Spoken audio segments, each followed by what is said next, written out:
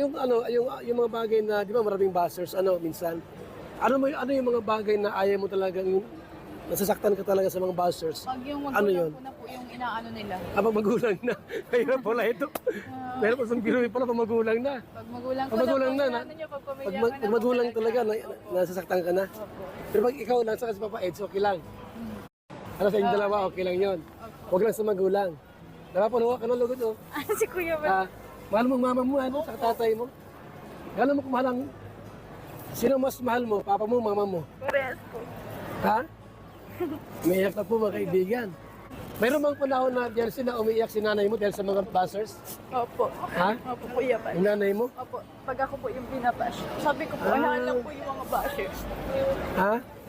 Meron pa lang gayon Kasi talaga? Ako okay lang naman po sa akin.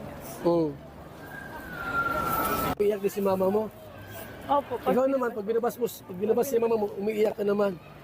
Ha? Opo, Kuya ba? Ano kayo no, pamilya-oriented kayo, no?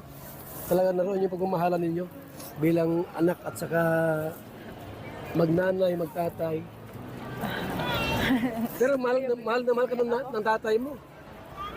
Ha? Mahal na mahal po ako nun. Kaya yung mga nambabad po dyan, tumigil na kayo.